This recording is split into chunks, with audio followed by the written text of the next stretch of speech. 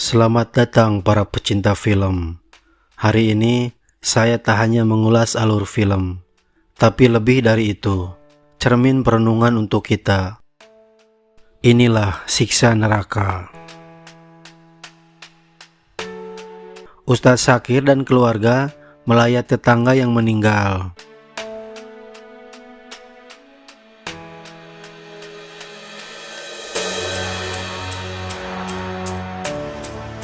Tias, anak ketika Ustadz Syakir, mendengar suara di balik kamar. Tolong! Tolong! Tias pun masuk dan mencari sumber suara itu. Tias kaget melihat wajah yang meninggal sangat buruk, dengan tangan dirantai. Sontak Tias berlari ke tempat jenazah, sambil menunjuk-nunjuk jenazah, berkata, "Dia disiksa, dia disiksa."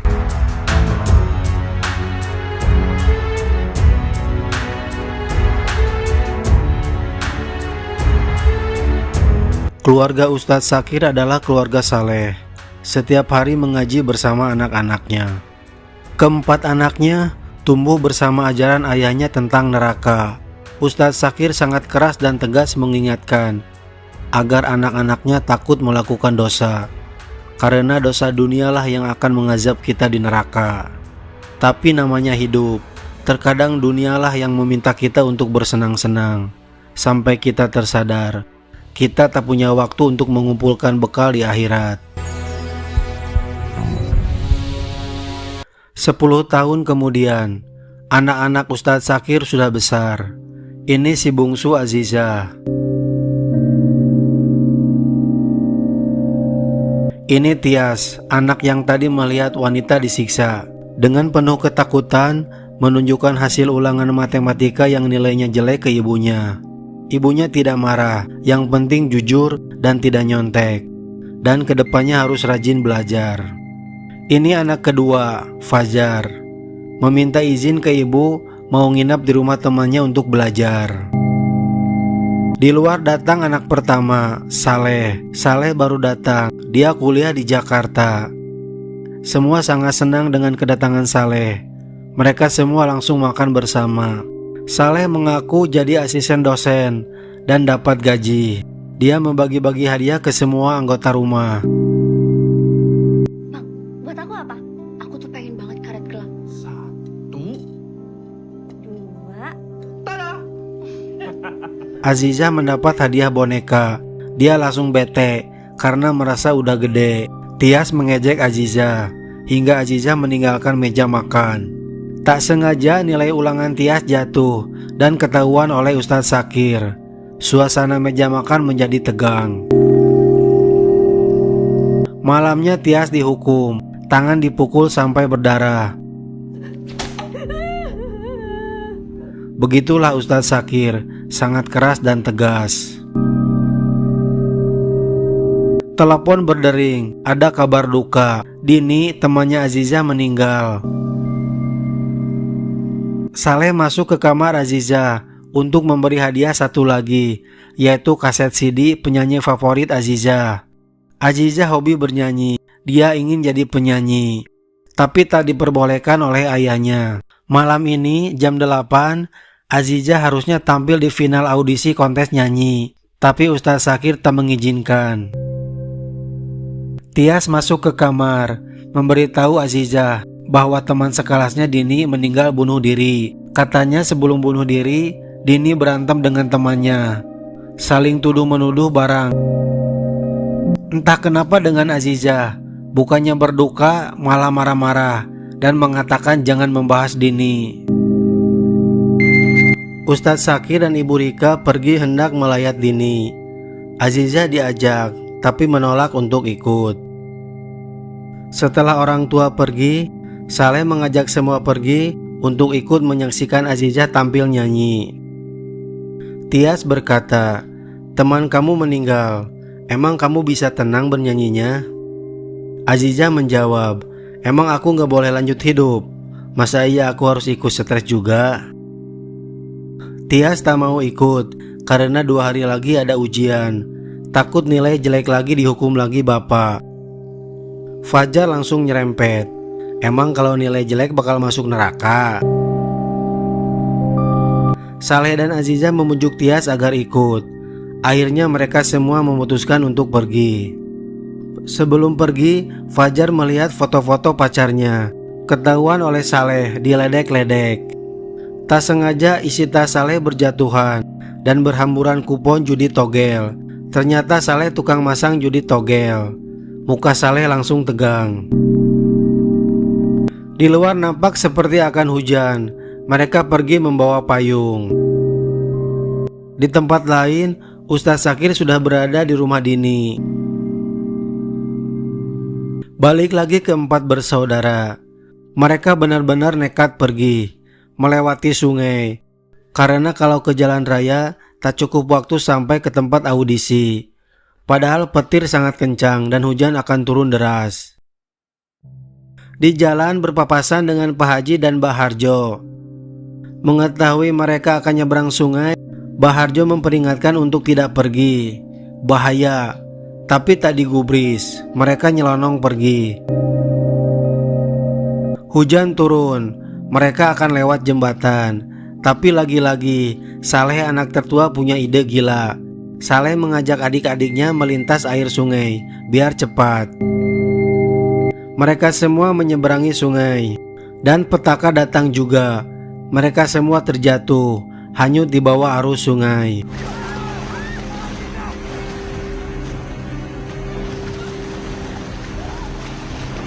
Hujan reda. Ustadz Sakir dan Ibu Rika pulang ke rumah. Rumah nampak kosong. Ibu dan Ustadz memanggil-manggil semua anaknya. Di satu ruangan, ibu melihat Aziza. Tapi itu bukan Aziza. Ibu kaget melihat wajah Aziza berlumuran darah. Ustadz Sakir mencoba menenangkan. Tak lama, ada yang mengetuk pintu. Pak Haji dan Mbah Harjo serta warga datang ke rumah untuk mengabarkan. Anak-anak Pak Ustadz terlihat menyeberangi sungai dan hanyut terbawa arus. Ada juga warga yang menemukan tas milik Saleh. Itulah, jangan terlalu keras sama anak, karena anak-anak akan merasa tertekan dan stres hingga mencari kebebasan di luar rumah. Kembali ke alur, ibu melamun dan memeluk tas Saleh. Esok hari, tim SAR dan warga mencari anak Pak Ustadz Sakir. Hingga malam terus mencari. Akhirnya warga menemukan Saleh. Saleh sudah menjadi mayat. Adegan berikut mengerikan. Saleh berada di neraka. Saleh melihat orang-orang berdosa disiksa. Ada yang kepalanya disiram air mendidih. Merekalah yang menentang keberadaan Allah, menentang Rasul dan tak percaya hari akhir, termasuk syirik. Saleh pun dirantai, menjerit-jerit meminta ampun. Saleh digunting lidahnya. Setiap kali lidahnya putus akan tumbuh lagi. Dosa apa yang dilakukan Saleh semasa hidupnya? Saleh selalu membangkang, berkata kasar pada ibunya. Bawel banget, udah bu, udah. Ya Allah, lindungi mulut kami agar tak berucap kasar pada orang tua kami. Tak berselang lama, warga menemukan mayat Fajar. 2 mayat dibawa ke rumah. Ibu Rika tak kuasa menangis. Fajar pun ada di neraka. Mengerikan, Fajar dicolok matanya dengan besi. Semasa hidup, emang brengsek nih kakak dan adik. Keduanya kompak suka pergi ke tempat pijat plus-plus. Di tempat itu, ceweknya cakep. Pipi Saleh ditusuk besi panas. Sementara di rumah, jenazah Saleh dan Fajar sudah dikapankan dan siap dikubur. Tapi salah satu warga mengatakan, jalan menuju kuburan mati lampu dan banyak genangan air. Sulit jika dikubur malam ini. Ibu ke kamar Fajar. Tak sengaja menemukan foto-foto Fajar berpelukan dengan pacarnya. Ibu juga menemukan sebuah kondom. Menangislah Ibu Rika. Di tempat jenazah ada wanita menangis yang katanya itu adalah pacar Fajar. Ada juga pelayat yang menggunjing Fajar bahwa semasa hidup Fajar suka gonta-ganti pacar dan pernah ketahuan mencuri kotak amal yatim piatu di desa sebelah. Fajar dilempar hingga tulangnya remuk. Setelah remuk utuh lagi. Begitu seterusnya. Sementara Saleh dilempar ke dalam api neraka.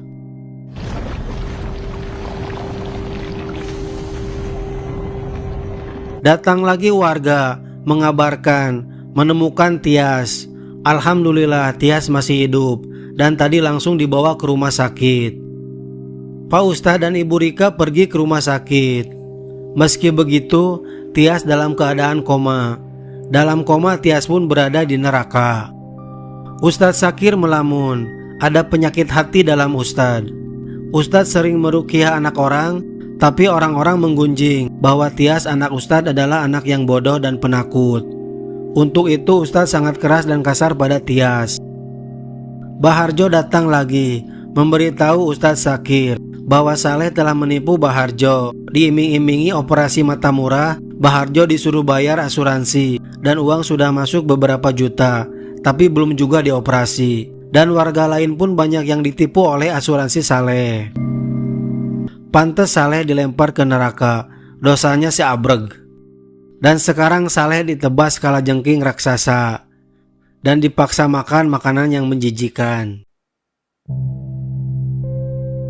Tias yang koma, arwahnya berada di neraka, melihat Fajar disiksa, punggungnya disetrika. Keesokan hari, Ustadz menemukan Azizah. Azizah pun telah menjadi mayat. Ustadz benar-benar hancur. 3 anaknya meninggal dan yang 1 koma. Ibu Rika pun hancur sehancur-hancurnya. Di neraka, Tias melihat Azizah dan Dini. Dini adalah temannya Azizah yang tadi mati bunuh diri. Lagi disiksa sesuai dosanya. Digantung hidup lagi, digantung hidup lagi. Begitu seterusnya. Tias juga melihat Azizah disiksa.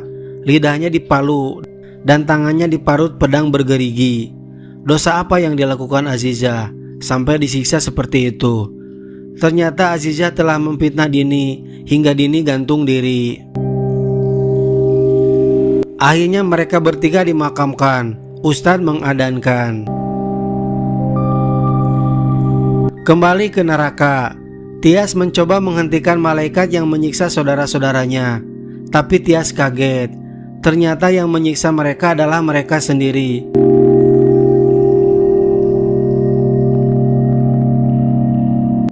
Benar kata Ustadz Sakir, dosa dunia kitalah yang nantinya akan mengazab kita. Dan ada penyiksa yang menyerupai Tias, berkata, tempat kamu bukan di sini. 3 anak yang meninggal adalah anak-anak yang paling dibanggakan Ustadz Sakir. Sementara yang masih hidup, Tias anak yang selalu disepelekan. Kenyataannya, Tias yang paling baik akhlaknya. Itulah yang dilihat Tias saat mati suri. Kesakitan dari siksa berasal dari kesalahan diri sendiri. Rasa sakit yang berulang tanpa ampun. Film selesai.